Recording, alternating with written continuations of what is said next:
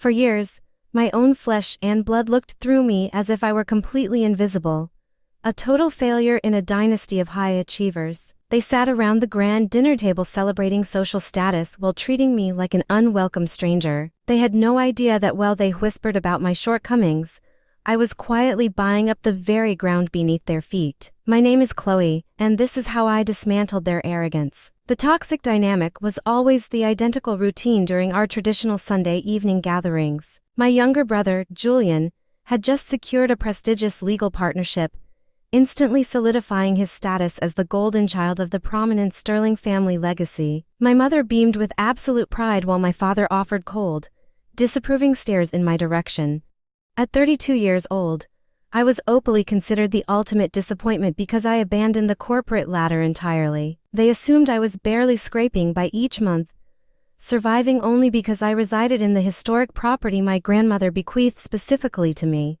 My envious family deeply resented that inheritance for years. During one exceptionally tense dinner, my father set his heavy silver cutlery down and announced that Julian required a large estate to start his new family. They expected me to sign a document transferring ownership back to the family trust immediately. My father claimed I could not even afford basic property taxes or structural maintenance.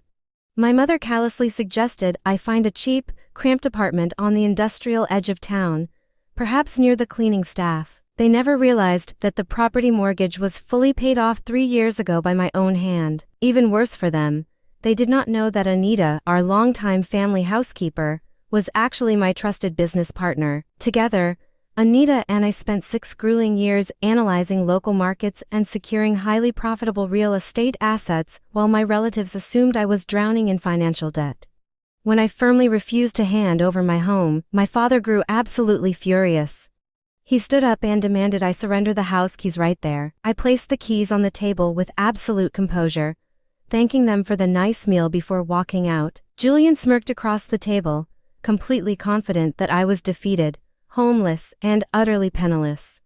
My parents truly believed I lacked the financial resources to fight them in court, remaining completely unaware that I already initiated a brilliant counter-strategy. I designed a plan to shatter their fragile illusions at precisely 9 in the morning. I drove back to my house and prepared for the beautiful chaos that was about to unfold. The following morning, I sat quietly in my home office as the antique clock struck 9. Right on cue, heavy, aggressive pounding echoed loudly at my front door. My parents and Julian arrived together, their faces twisted with immense rage and confusion. Before opening the door, my phone flashed with an urgent call from Arthur Vance, a senior executive at the Primary Mortgage Corporation.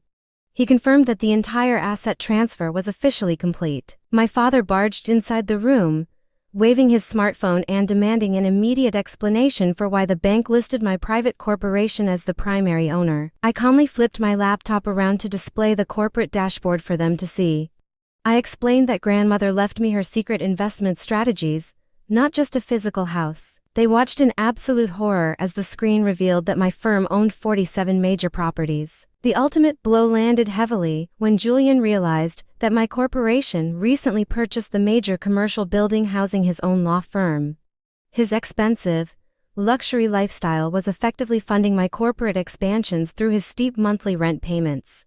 My mother collapsed into a nearby leather chair, completely breathless as she viewed the massive multi-million-dollar valuation of my enterprise. It far exceeded the family wealth they constantly used to diminish me. I smoothly informed them that they could remain in their current residences, but only under strict commercial lease agreements at standard market rates.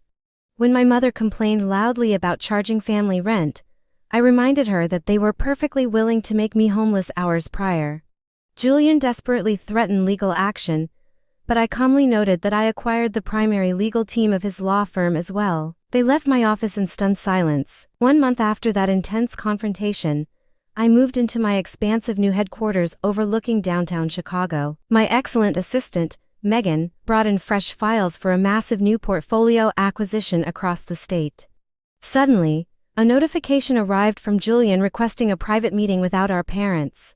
When he arrived at my office later that afternoon, his old arrogance was entirely gone, replaced by a heavy sense of weary humility. He quietly confessed that his law firm was downsizing rapidly and he was facing sudden termination due to the organizational shifts I caused. Instead of gloating, I presented him with a detailed corporate analysis highlighting the structural flaws within his firm.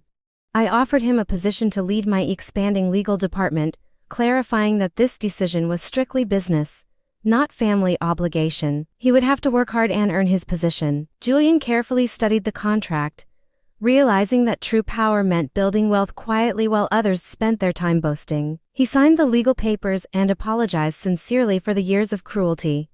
Later that evening, I visited the quiet resting place of my grandmother, leaving fresh flowers by her stone. I thanked her for teaching me that silence is the ultimate strategy in business and life.